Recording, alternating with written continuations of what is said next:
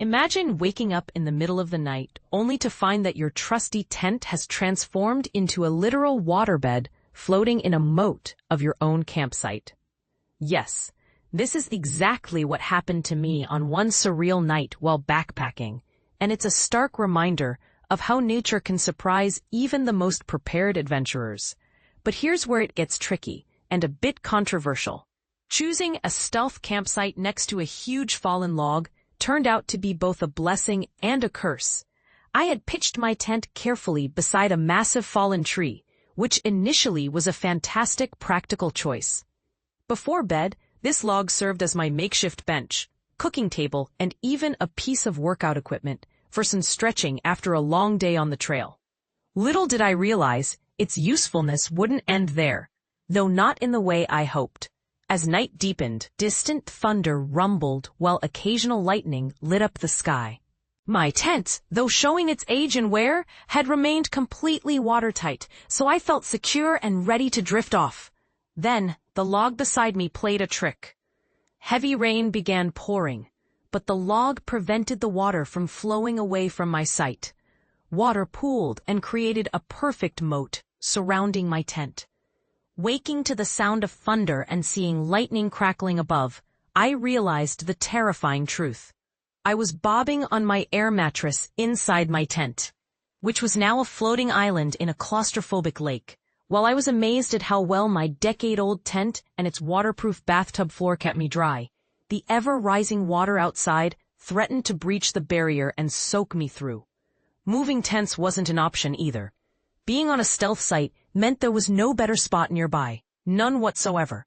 Luckily, my hiking companion Chestnut was camped a few meters away on the only other flat ground. Sloshing through rain toward him, I woke him from sleep to explain my soggy plight. It wasn't ideal to disturb him at such an hour, but desperate times call for desperate measures. Chestnut's generosity saved the night. He had a two-person tent, and he graciously let me join him for the remainder of the evening. Otherwise, I would have had no choice but to pack everything up in a thunderstorm and stumble through the dark, trying to find shelter. No easy or safe task. Dripping wet but relieved, I packed up my wet gear and settled in for a cozy if damp sleepover. Morning brought relief and a lot of soaking sunlight. After thanking Chestnut for his kindness, I returned to my crime scene. My tent had become a shallow pool, easily emptied by lifting and tipping it out. Thankfully, the waterproof liner inside my pack protected my belongings from getting drenched, marking a small win in an otherwise soggy ordeal. Despite the interrupted night and overcast morning, I felt surprisingly okay as I began hiking again. A nagging ache in my lower left leg hinted at a muscle strain or possible tendinitis from the previous day's exertions. It was something to watch carefully, since a troublesome ankle can seriously complicate hiking.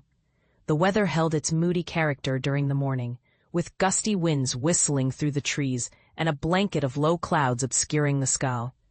But as midday approached, a dramatic transformation unfolded. The fierce winds calmed to a gentle breeze, and the clouds parted, revealing brilliant blue skies. The stunning landscape of Maine revealed itself in all its glory as I gradually descended toward the next road crossing, basking in panoramic views that felt like a sweet reward after the night's challenges. Here's a spark for debate. Many hikers, including myself and my trail buddy Chestnut, heard from the Far Out app and fellow trekkers that crossing Route 17 marks a turning point where the trail gets easier. Sarcasm aside, this section moves from rugged southern Maine's hardships to a part of the trail with more modern conveniences. Think travelators and even zipline-style setups. But is this ease really an improvement, or does it take away from the wild hiking experience? What do you think? Reaching this milestone brought a big smile. Chestnut and I took a short detour to enjoy the views at a popular roadside turnout, before pressing onward to our next shelter. However, my leg's condition worsened alarmingly throughout the day. The last kilometer to camp took over an hour to cover, as my ankle refused to bend properly, a nightmare for hiking. Anyone who's walked long distances can appreciate how essential ankle flexibility is for navigating uneven ground. Limping into camp, I set to drying out my drenched gear while contemplating how best to handle my injury. With about 15 kilometers to the next shelter and a crucial road crossing before our resupply in Rangeley, I hoped to at least make it to the road, then reassess my condition. Exhausted, I rested in my hammock, elevating my leg and catching some needed naps in the warm afternoon sun. Eventually, I settled into the shelter, packed up my dry gear, cooked up a satisfying meal of pad thai ramen, and drifted off to sleep, hopeful for what the next day would bring. And a quick note to support transparency. This story comes from the Trek's website, which includes affiliate links. That means if you buy anything via those links, the Trek earns a small commission at no extra cost to you. This helps us keep sharing honest, useful backpacking advice and stories. Thanks for supporting independent outdoor voices. So, what's your take? Have you ever had a campsite unexpectedly turn into a swimming pool, or dealt with stubborn trail injuries?